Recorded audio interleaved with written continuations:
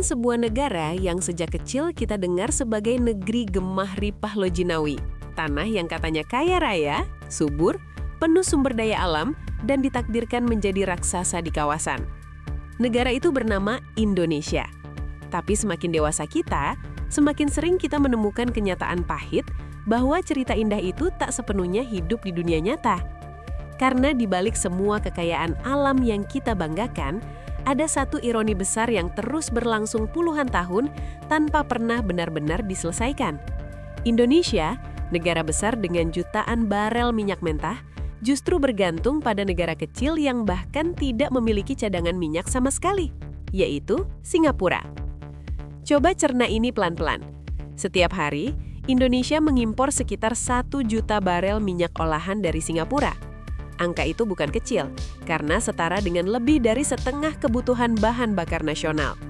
Dan yang lebih menyakitkan, minyak itu kita beli dengan harga yang sama mahalnya seperti membeli langsung dari Timur Tengah. Artinya, tidak ada diskon, tidak ada keuntungan strategis, tidak ada posisi tawar. Yang ada hanyalah aliran devisa ke luar negeri sekitar 1,5 triliun rupiah setiap hari. Uang sebesar itu lenyap hari demi hari, bulan demi bulan, tahun demi tahun. Jika dikalkulasikan, nilainya bisa menyaingi anggaran pembangunan infrastruktur di banyak provinsi. Tapi kebocoran ini seolah dianggap wajar, seolah memang sudah takdir Indonesia untuk terus menjadi pasar, bukan pemain. Yang membuat banyak orang marah bukan hanya angkanya, tetapi logika di baliknya. Singapura adalah negara kecil, luas wilayahnya bahkan lebih kecil dari beberapa kabupaten di Indonesia.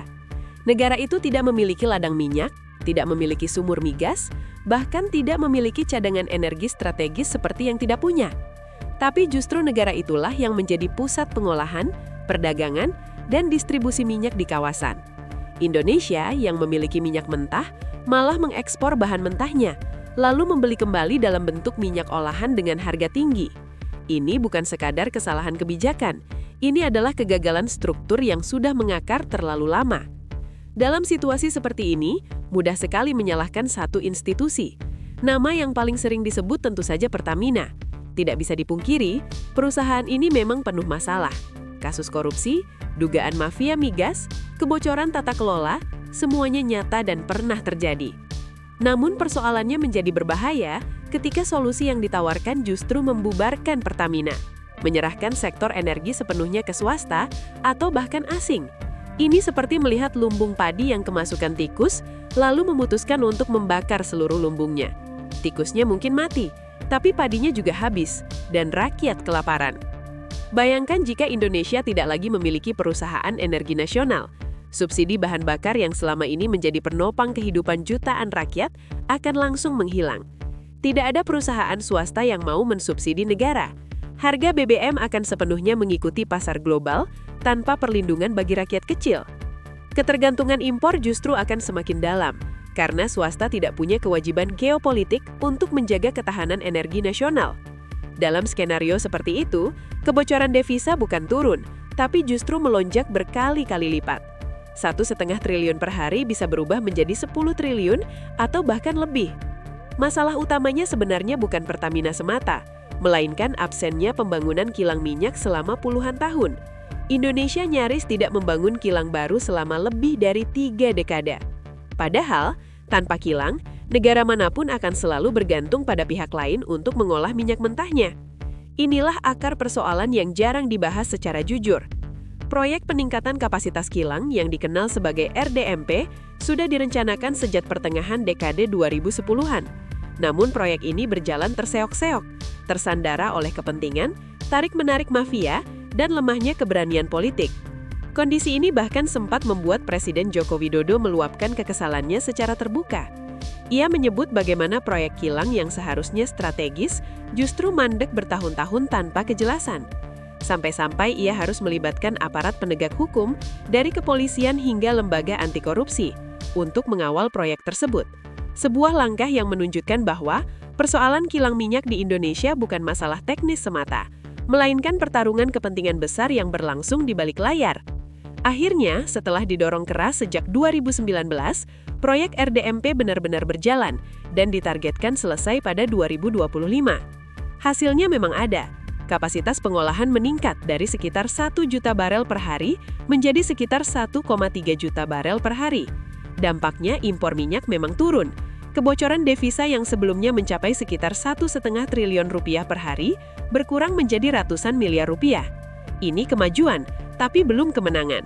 Karena konsumsi minyak Indonesia terus naik dan kapasitas kilang yang ada masih belum cukup untuk menutup seluruh kebutuhan nasional. Disinilah tantangan besar pemerintahan baru dimulai. Presiden Prabowo Subianto mewarisi persoalan struktural yang tidak sederhana. Ketergantungan energi bukan hanya soal ekonomi, tetapi juga menyangkut kedaulatan nasional. Negara yang tidak mandiri energi adalah negara yang mudah ditekan, mudah dikendalikan, dan selalu berada dalam posisi lemah dalam pergaulan internasional.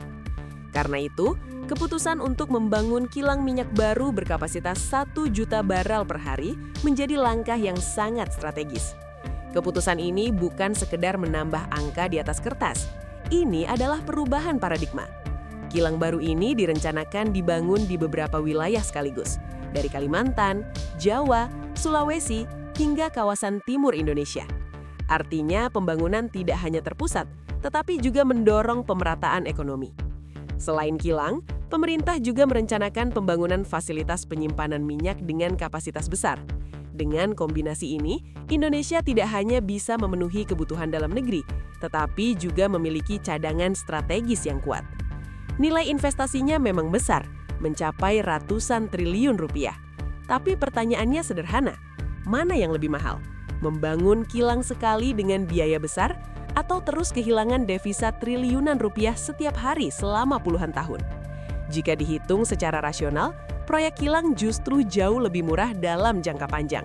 Apalagi jika Indonesia nantinya mampu mengolah minyak mentahnya sendiri yang selama ini diekspor mentah ke luar negeri, terutama ke Singapura. Dampak dari kemandirian energi ini tidak berhenti di dalam negeri. Secara geopolitik, perubahan ini akan mengguncang peta perdagangan minyak di kawasan. Singapura yang selama ini menjadi hub utama ekspor minyak olahan ke Indonesia akan kehilangan pasar terbesarnya. Volume perdagangan akan turun drastis dan posisi tawar Indonesia akan meningkat. Indonesia tidak lagi datang sebagai pembeli yang bergantung, tetapi sebagai pemain yang mandiri, bahkan berpotensi menjadi pengekspor.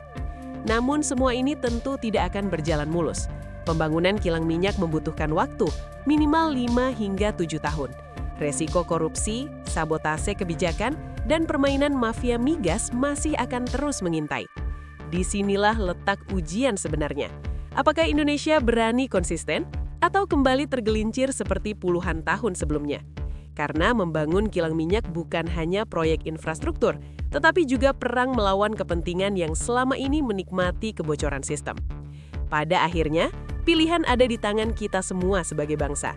Apakah kita ingin terus nyaman dengan ketergantungan meski harus membayar mahal setiap hari? Ataukah kita berani menempuh jalan sulit, membangun kemandirian energi, dan membersihkan sektor migas dari dalam? Tidak ada jalan mudah, tapi satu hal pasti, tanpa kilang minyak, Indonesia akan terus mengalirkan kekayaannya ke luar negeri. Dan selama itu terjadi, mimpi tentang kedaulatan energi hanya akan tetap menjadi slogan, bukan kenyataan. Sekarang pertanyaannya kembali ke kita. Apakah Indonesia harus membangun kilang minyak sendiri dan menghadapi resiko perang melawan mafia migas? Ataukah memilih jalan pintas, membubarkan perusahaan energi nasional dan menyerahkan nasib energi bangsa ini kepada pihak lain? Pilihan ini akan menentukan apakah Indonesia benar-benar bangkit sebagai negara besar atau selamanya menjadi pasar empuk di kawasan.